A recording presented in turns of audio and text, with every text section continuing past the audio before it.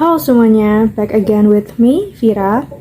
So, disclaimer sedikit bahwa this is not my first video on YouTube. Beberapa bulan yang lalu, maybe a years ago or a month ago, aku udah pernah bikin beberapa video di YouTube channel aku. Tapi aku merasa I haven't learned so much about YouTube. Sebenarnya apa sih yang mau aku tampilin di YouTube ini gitu? Arah konten yang mau aku buat tuh akan seperti apa? Oke, ini hanya intermezzo aja menuju topik pembahasan pada video kali ini yang udah kalian lihat di judul. Jadi topik pembahasan pada video kali ini aku ingin mencurahkan apa yang aku rasakan dan apa yang aku lihat berdasarkan pengalamanku terkait setelah graduation tuh bakalan apa sih gitu. Lanjut S2 atau cari pekerjaan. Mungkin video ini bakalan jadi beberapa part atau mungkin bakalan aku sekat-sekat gitu kali ya. Nanti aku akan coba hal itu untuk bisa disekat-sekat videonya.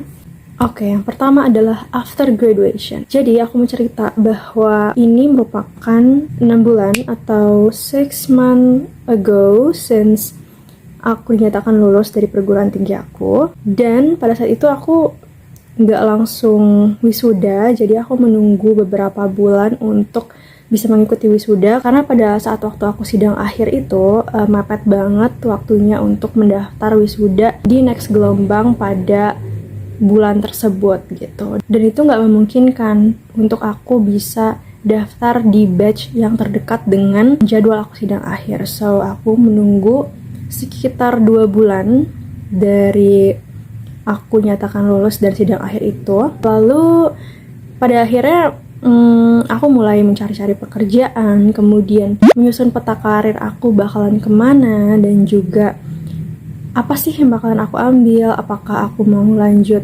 sekolah lagi atau melanjutkan karir dulu yang biasa kita sebut bekerja gitu. Oke, throwback sedikit bahwa selama perkuliahan itu aku sudah mengikuti beberapa magang di luar kampus, dan kebetulan di prodi aku sendiri magang itu sebenarnya tidak wajib, tapi menurut aku magang itu penting ya, apalagi bagi kita yang ingin terjun ke dunia corporate, something like that. Dan akhirnya aku mencoba apply dan akhirnya aku bisa magang di beberapa perusahaan. Setelah aku ada di tahap dimana tinggal penulisan skripsi aja di semester saat itu, aku memutuskan untuk skip dan benar-benar stop dulu kegiatan-kegiatan eksternal, dan aku benar-benar fokus ke skripsi aku. Aku merasa bahwa waktu itu skripsi aku sempat tertinggal. Ada teman aku, bahkan dia teman dekat aku, dia tuh udah, mungkin bisa terbilang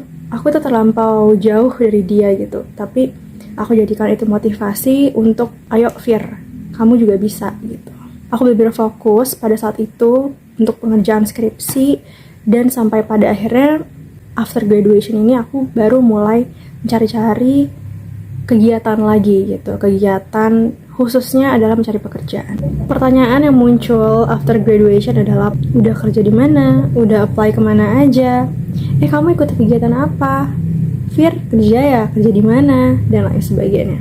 Tidak menjadikan pertanyaan itu sebagai beban, tetapi aku lihat adalah pertanyaan itu merupakan normal. Dan sebenarnya kembali lagi ke bagaimana cara kita memanage pertanyaan itu untuk menjadi pemacu dalam diri kita sendiri gitu, bahwa ayo nih susun rencana sekarang juga, susun strategi sekarang juga gitu. Kadang pertanyaan-pertanyaan seperti itu aku jawab berbagai macam cara ya. Yang pertama adalah seriusnya dan tidak seriusnya. Jadi ya tergantung bagaimana orang tersebut bertanya kepada aku gitu. Kalau misalkan ya kelihatannya serius, ya udah aku jawab serius gitu.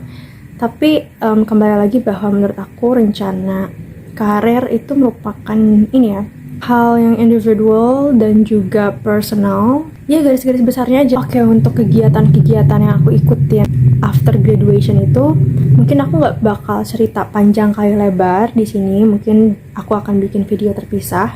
Tapi kurang lebih adalah hal-hal yang terkait dengan karir, personal development, dan hal-hal eksternal lain yang berhubungan dengan community untuk peningkatan soft skill dan hard skill. Dan menurut aku itu sangat worth it. Setelah graduation ini, aku mencoba deep dive into myself dan mengetahui lebih dalam sebenarnya apa sih yang aku butuhin, apa keputusan yang harus aku ambil duluan.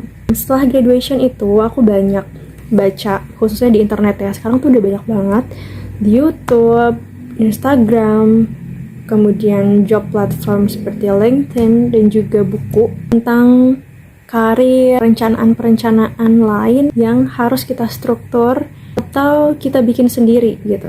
Selain yang udah tadi aku ceritain bahwa aku banyak banget sebenarnya belajar tuh dari internet, aku juga belajar dari buku, dan aku mau merekomendasikan salah satu buku yang menurut aku ini tuh merupakan hal-hal umum dan kunci seorang fresh graduates atau first jobber untuk terjun ke dunia yang berbeda banget gitu dari perkuliahan.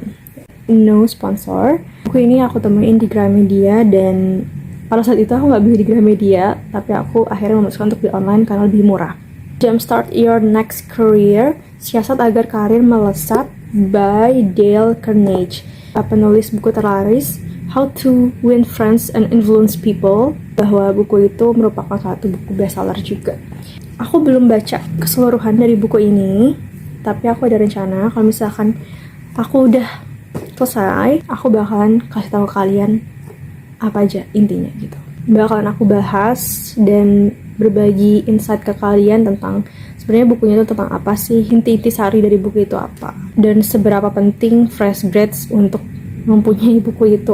Karena menurut aku sejauh yang aku baca ini, yang pertama adalah pembahasannya tuh ringan banget, jadi benar-benar hal-hal umum yang harus kita ketahui gitu loh, kayak misalkan gimana kita membentuk integritas dan citra diri kita di lingkungan, khususnya nanti ketika kita memasuki dunia kerja.